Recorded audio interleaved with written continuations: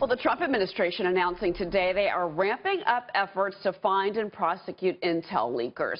Now, this is just a day after the Washington Post published a full transcript of President Trump's private phone calls with the leaders of Mexico and Australia. We've never seen anything like this before. Now there's fears that world leaders are going to be reluctant to speak candidly with our president. For more on how these leaks harm our national security, I'm joined by Fox News Strategic Analyst Lieutenant Colonel Ralph Peters. And Hi, Colonel, Cheryl. Hello to you first. And it's amazing to me, I think, that the issue of national security could be breached by those in the White House that seem to want to harm our president. But doesn't this harm our country instead? Well, overall, we cannot have government by leaks. It's just wrong. Over 99% of leaks do not benefit our security, do not benefit our country. They're leaked for political purposes. But we also have to be careful because, you know, it's sauce for the goose is sauce for the gander. And many of those on the right who love the leaks about Hillary Clinton and Benghazi are now mortified that their leaks are hurting President Trump.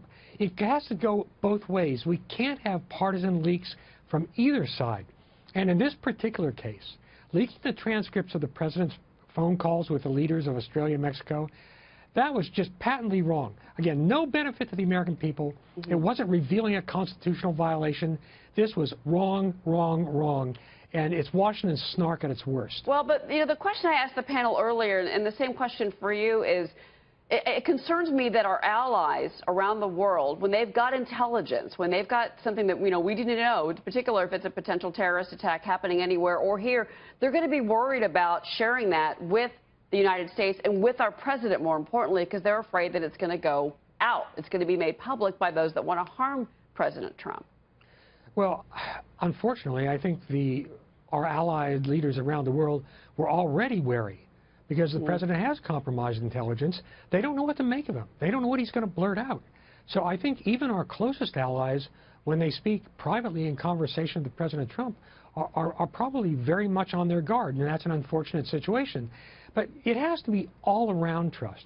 There has to be trust between us and our allies, but there has to be trust in the White House, and one hopes that General Kelly will get that under control, because whether or not you are a fan of President Trump, he is our president, and he deserves to be allowed to govern within constitutional limits. And these leaks are extra-constitutional. Now, undermining the president is undermining the country, and I can't stress that enough. But I want to get to something else, and you've written a great piece on this morning. It was in the New York Post.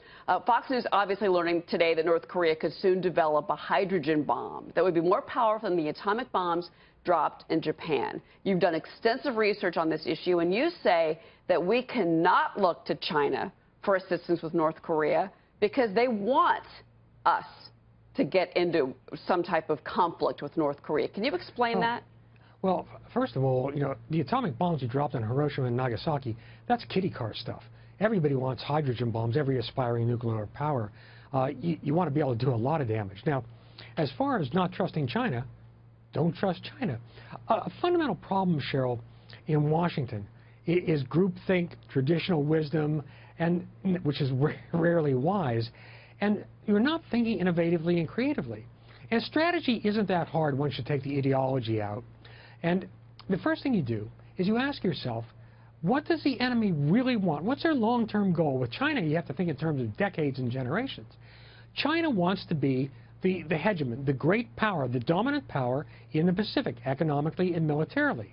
Now, who's going to help them? We're not going to help them with that, but North Korea and its nuclear program is already helping them by focusing our attention on Korea, not China, preventing us from getting tough with China on trade.